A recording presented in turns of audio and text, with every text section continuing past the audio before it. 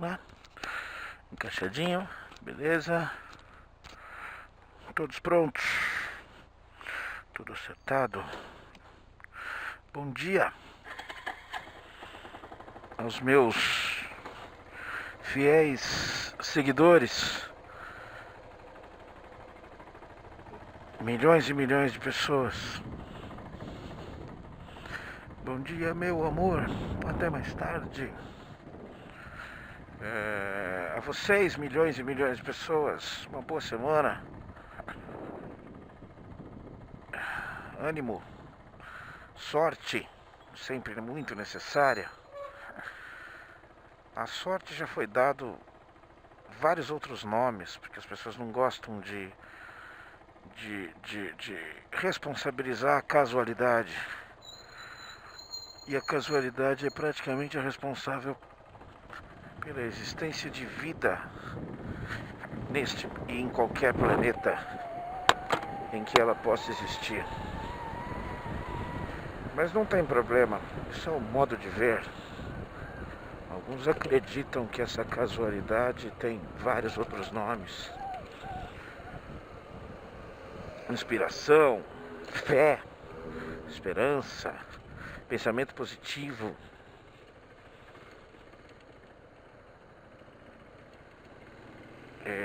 Existe uma questão que eu considerei durante muito tempo, está um pouco ligada ao magnetismo.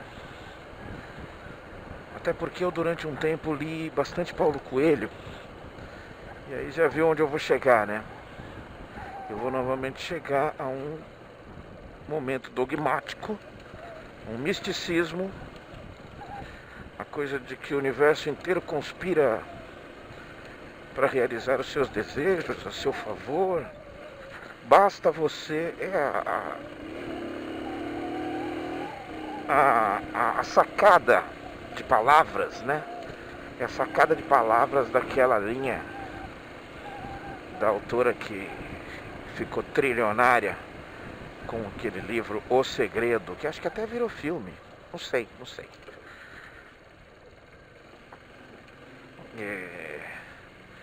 Apenas e tão somente uma leitura de raciocínio que coloca algum misticismo não religioso, apenas um misticismo nessa linha do magnetismo.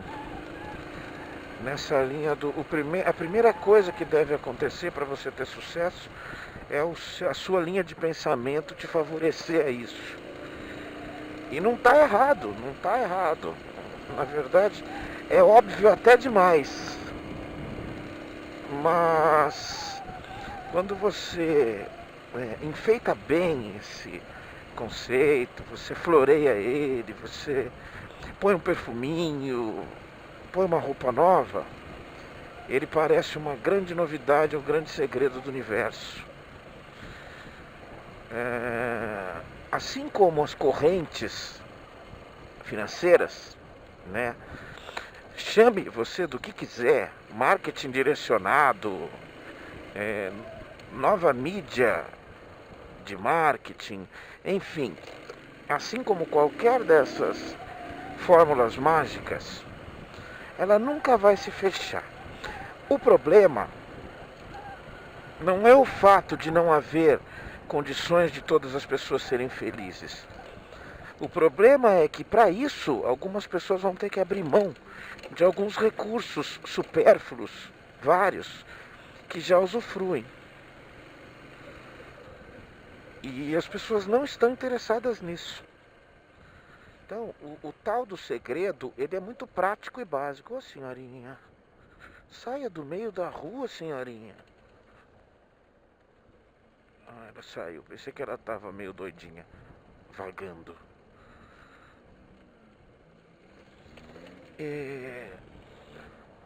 O que eu estou dizendo é, não se trata de que esse livro, essa teoria do segredo não ser verdadeira.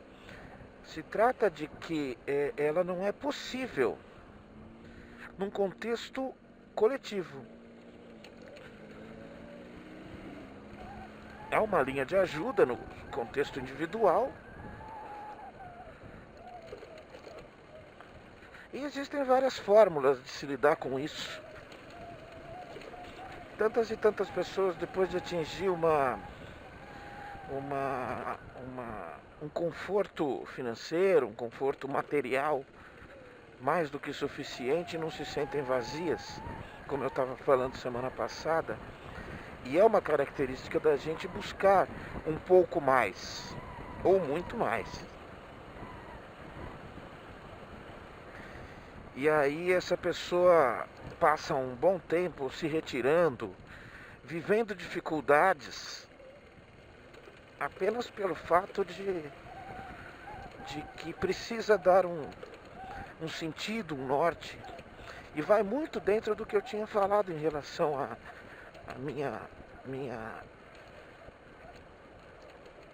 essa teoria que eu levantei de que não ter desafios que representem perigo pode ser realmente muito perigoso, pode fazer muito mal para as pessoas. E algumas não aguentam. Não aguentam a falta do desafio real. Aquele que eu hoje, sexta-feira, eu não consegui ir para o trabalho.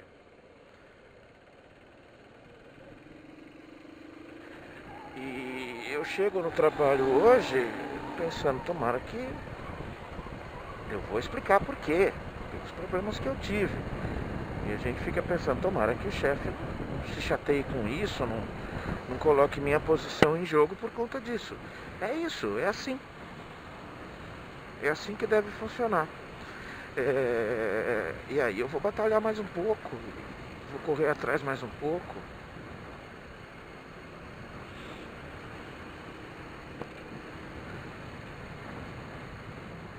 Né?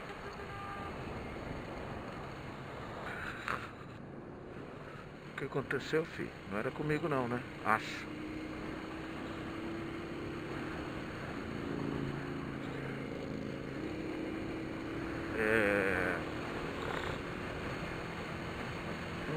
Esse conceito de que... e aí tem algumas pessoas que encontram várias outras fórmulas para explicar essa questão ou para sossegar nessa questão. Para acalmar o espírito, né? Para dizer outra coisa, né? Espírito é o intelecto, né? É a consciência, né? Essa é a grande dúvida, né? Para onde vai nossa consciência? Nós só somos consciência, na verdade, que nos faz pensar, correr, buscar felicidade e viver a felicidade é a consciência. E o estado da consciência diz muito em relação a isso.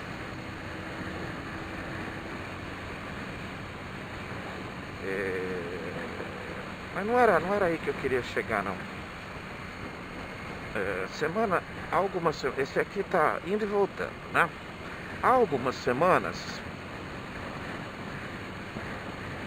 deixa eu passar por ele, que ele usa muitas faixas aqui. Há algumas semanas eu estava falando sobre a tal da festa da Virgem de Fátima. Minha visão efetivamente cética em relação a esse contexto de divindade, esse conceito de divindade. E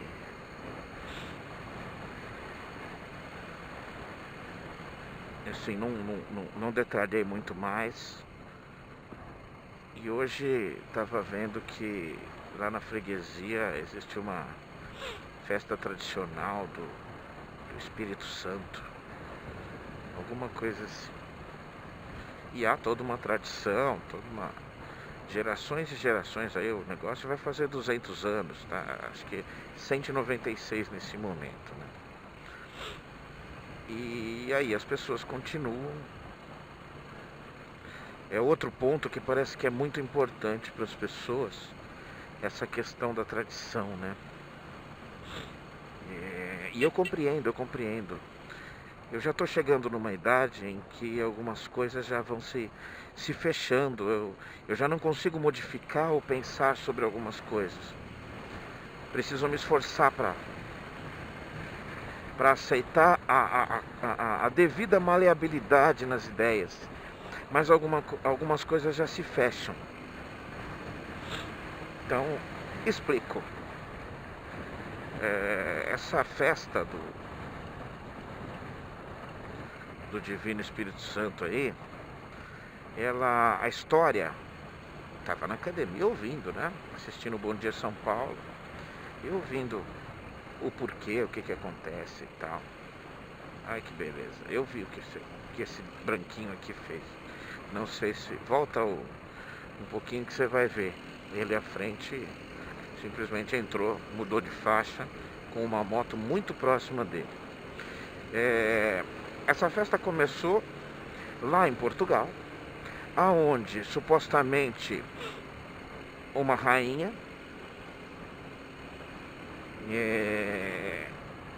pediu ajuda divina, né,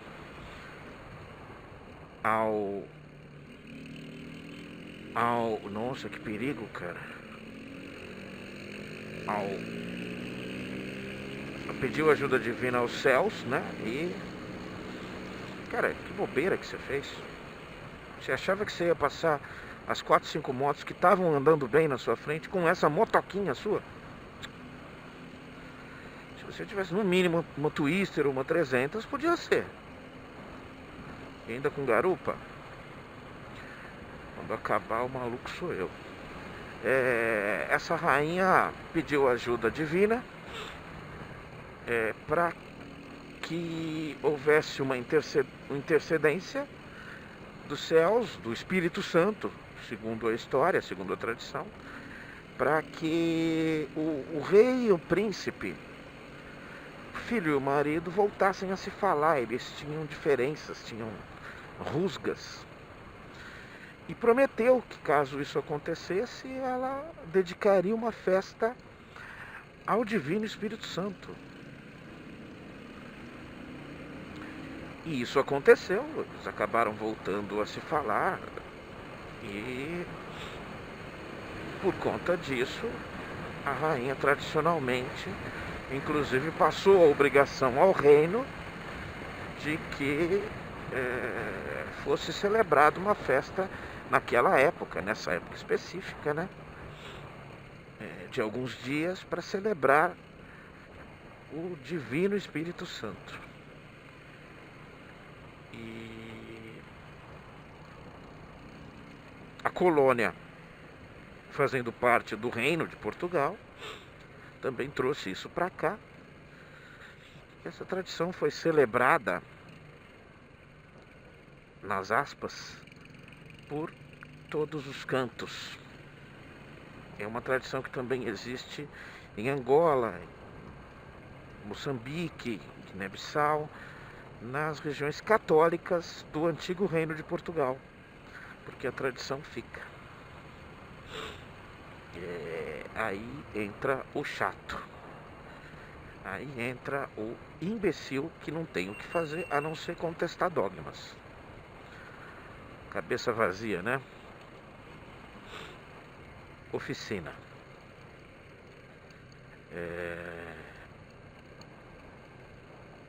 O meu amigo, assim, saia do invólucro e me fale assim, aonde Deus entra para interceder numa questão política, ou afetiva, ou familiar. Exatamente aonde? Vamos deixar claro que é muito mais política do que qualquer outra coisa. E voltamos novamente ao Deus, a manifestação divina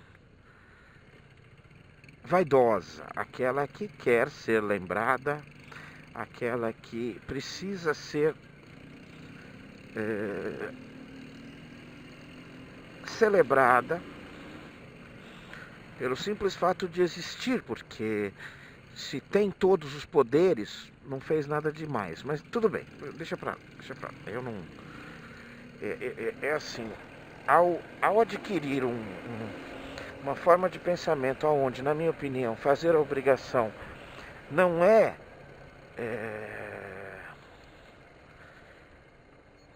não faz com que o meio homenageie ninguém por cumprir só a obrigação. E aí eu tenho que ficar me batendo também com questões dogmáticas, porque aí, ó, a vida com Jesus é mais feliz.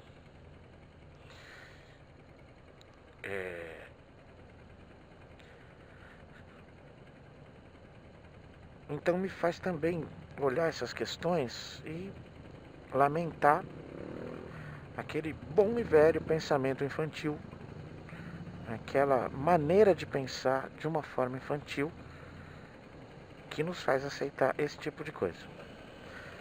O Deus, tá. A homenagem é feita pelos homens, o entendimento foi o da rainha lá. E todo mundo leva isso numa boa. Ou seja, nós continuamos comemorando, que bom que o príncipe voltou a falar com o rei de Portugal.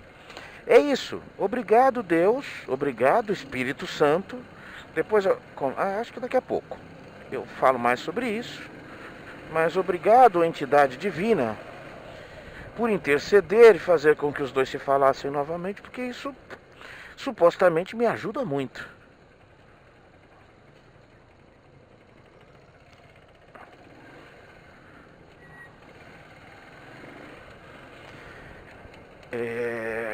Fora a infantilidade do fato, o caso específico, essa ideia teológica de que, graças a isso, agora eu preciso homenagear. Então, e tem toda uma tradição, tem uma residência lá tradicional que em tal dia tem que montar uma recepção para a população da região, para os devotos, né? E existem as funções, existe a pessoa que carrega a bandeira do Espírito Santo, existe a pessoa que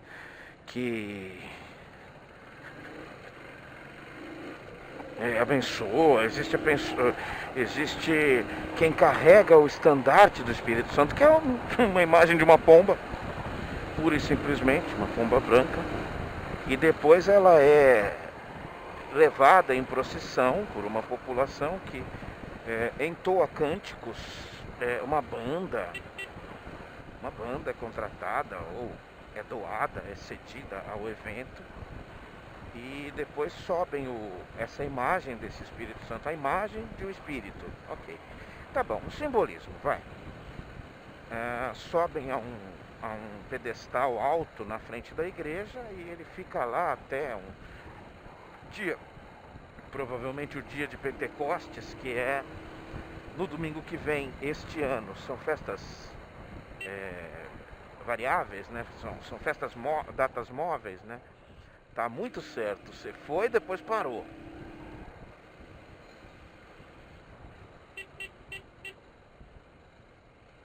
Ridículo que esse cara da scooter fez. Tenha certeza e vá.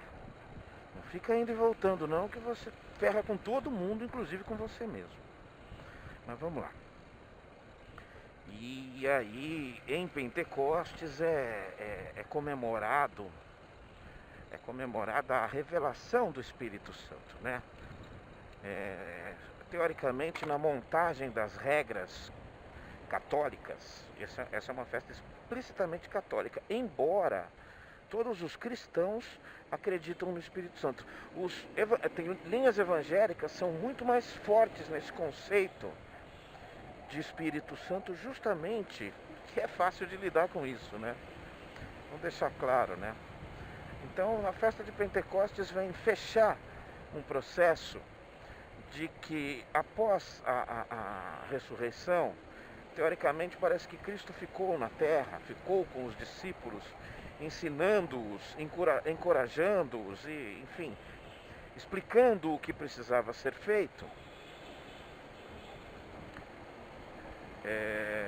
até a festa de Pentecostes, quando ele sobe aos céus, mas deixa mais um pedaço dele, Deus, que é o Espírito Santo. E o símbolo dessa festa é que todos os discípulos têm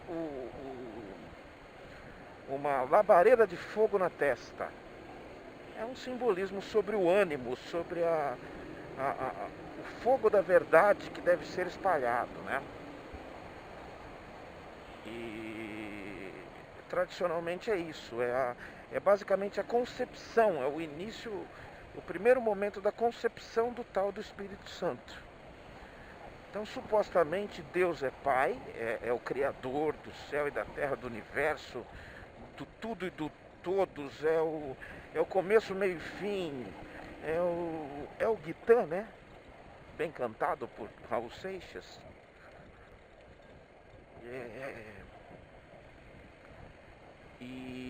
Mas ele, na sua predileção, sempre, né? Predileção pelo ser humano, num arroubo de amor e dedicação, se fez filho, se fez homem e veio ao mundo durante 33 anos para fazer exibições mágicas, mostrar o seu poder, provar que era ele mesmo.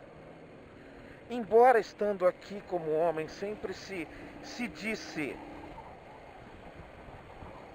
filho, sempre se dirigiu, em todos os escritos, se dirige ao Criador como pai. Então, a figura do filho, que depois foi interpretada como ele é um ser divino, e sendo um ser divino, como não tem uma sociedade politeísta e sim monoteísta, eu não acredito que esse cara fez isso. Dá seta pra virar, rapaz!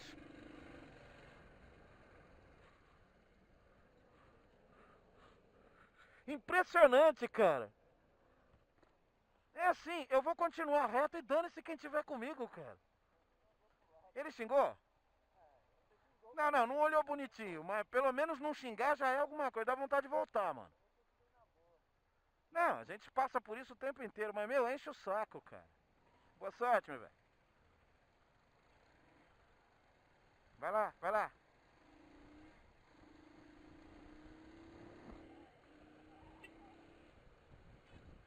Impressionante, impressionante.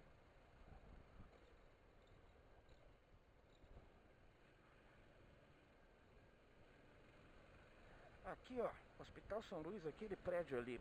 Ali, daqui a 2 dias farão 3 anos em que o meu lindo filho maravilhoso, espetacular, sensacional nasceu.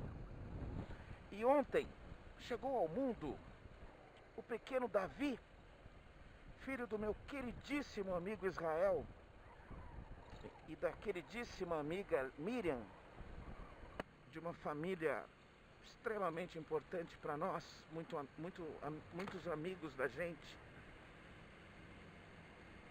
Entre outras coisas, o meu cunhado é casado com a irmã, com uma das irmãs, e a irmã que ontem teve um filho. Davi, seja bem-vindo a esse mundo louco. Obrigado por chegar. O seu pai, nesse momento, desde ontem, está sentindo aquilo que eu falei para ele que ele ia sentir.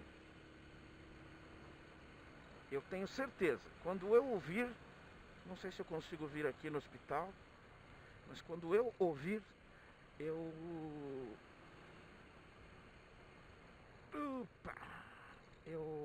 tenho certeza que eu vou lembrá-lo e ele vai confirmar. O que eu falei para ele é o que eu falo para todo mundo, que ainda não é pai. Porque quem é pai, confirma na hora para mim a seguinte frase, o seguinte fato, não é teoria. Você, antes de ter um filho, você acha que você já amou, já sofreu por amor, já agradeceu todo o amor. Mas, quando você pega o seu filhinho a sua continuação, aquela coisinha frágil, pequenininha, no seu colo, nas suas mãos, você descobre que você nunca, perto do que você sente por ele, você nunca chegou nem perto de amar. E só agora você sabe amar.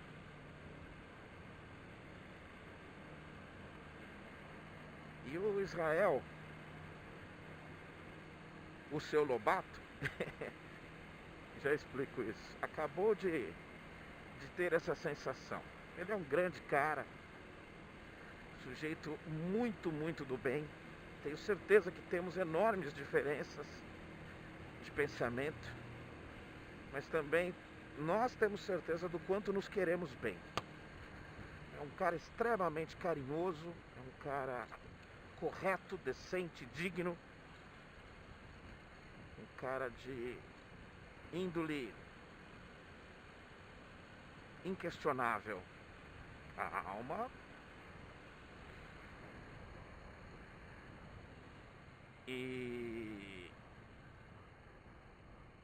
eu estava falando sobre essas questões de aceitação dogmática, né? É assim, não faz mal para ninguém? Não.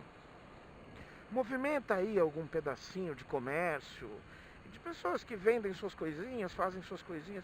Movimenta. Isso é bom, não é ruim. Não fica julgando ninguém? Acredito que não. Assim, eu só não quero que me venha falar assim, respeite o Divino Espírito Santo.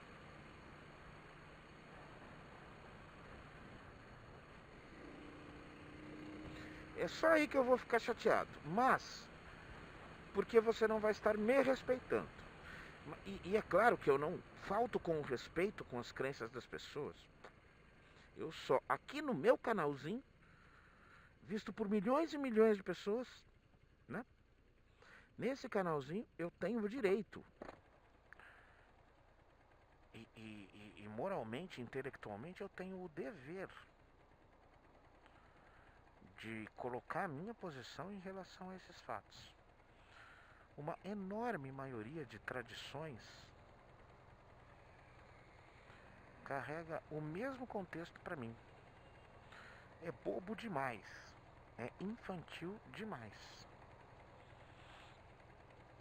mas movimenta setores. Põe um pratinho de comida em algum lugar, ok.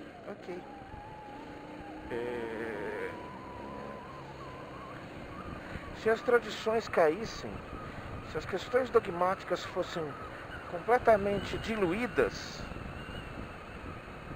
de uma hora para outra, nós teríamos sérios problemas com a economia. Num primeiro momento. Meu Deus do céu. Tá arrumando o cinto de segurança. Ah, o carro do Google. Fala oi. Oi, carro do Google. E agora, quando você me explica o porquê, aí normalmente estraga.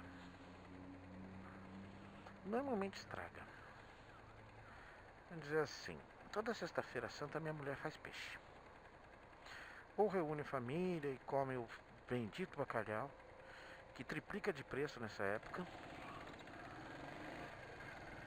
E eu achava que ele deveria diminuir de preço, já que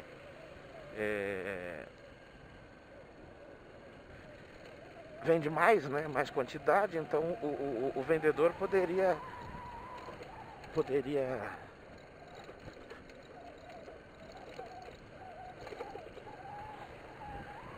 abaixar um pouco o preço, mas enfim, quem ganha quer ganhar e quem ganha mais quer ganhar mais. E é um direito, se tem alguém que vai lá e compra, eu sempre brigo, eu sempre acho chato isso. Ai, nossa, fiquei num pedacinho. Eu fiz o que não devia, não era pra passar o cara pela direita. Ele deu uma bridinha, eu achei que dava, mas foi mal calculado. Eu errei, tá?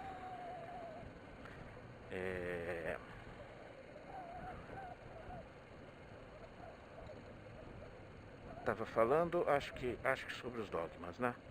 Então, normalmente... Ah, sim. E sim, ela tem formação católica. Eles seguem certas tradições específicas que eu respeito. Você vê, minha esposa, a família dela, minha família. Minha família é pouco tradicional. Muitas coisas, muitas questões de tradição foram normalmente deixadas tranquilas com a minha família.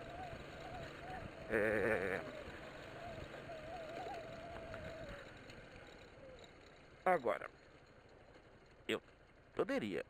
Na verdade, a minha mulher sabe que eu penso sobre tradições. E algumas pessoas perto de mim também. Normalmente eu sou contra porque a explicação é boba. A explicação é boba. Não há nada na Igreja Católica, que é a origem dessa tradição, em relação a isso. Supostamente a Sexta-feira Santa é o dia em que Jesus Cristo foi crucificado, foi assassinado, foi morto. De uma das formas mais cruéis que um ser humano pode ser tirado à vida. E em respeito a isso não se come carne. Carne, como assim carne, né? Ah, você come peixe. Eu que frequentei colégio católico, eu não tenho nenhuma condição de encontrar alguma lógica, alguma base explicativa para isso. Eu já ouvi falar de animais de sangue vermelho. E o sangue do peixe é o quê? Cor de abóbora? É verde? Não é, né? Tem sangue do mesmo jeito. Tem vísceras. Enfim. Mas eu não sou um grande chegado em peixe, mas uma vez ou outra eu gosto de comer. A minha mulher faz um peixinho show de bola, de vez em quando ela até faz, um domingo, um São Peter, que na verdade é uma tilápia, né? A gente gosta de elitizar a tilápia, né? Chamando ela de São Peter. É a sardinha, né? É a sardinha do rio. Peixe. Outro dia o Pirula colocou isso. É uma praga, né? A característica de um peixe, desse peixe é a praga. Porque ele. Primeiro que ele foi trazido, ele não é natural do Brasil. E ele é um peixe que ele destrói o ecossistema dos outros para montar o dele. Então, por isso que tem muito. Porque ele elimina a condição de outras espécies viverem com ele. É muito difícil você ter num rio, a não ser que sejam peixes completamente diferentes, com necessidade alimentar completamente diferente. Porque ele detona, ele não deixa outras espécies, é muito raro uma espécie ser mais forte do que ele. Você só acha tilápia no rio que tem tilápia. E é o tal do peixe, inclusive é o peixe oficial aí dos cristãos, né? O símbolo do peixe é uma tilápia. Agora, explicar por que existe essa específica tradição do peixe em si. Olha, eu vou dizer uma coisa, a mesma coisa que eu falei sobre a festa lá do Divino Espírito Santo Sagrado. Tem pessoas que ganham com isso, então que ganhem, porque só existe essa tradição porque os dois lados se entendem. Quem vende e quem compra está lá. Só para terminar, uma senhora entrevistada com um menininho no colo, seus 5, 6 anos, assim, passando para a próxima geração. Meu neto vai estar aqui também comemorando daqui a alguns anos. Eu espero que não, minha senhora. Com todo o sarcasmo que eu possa ter. Um abraço. Tchau, tchau.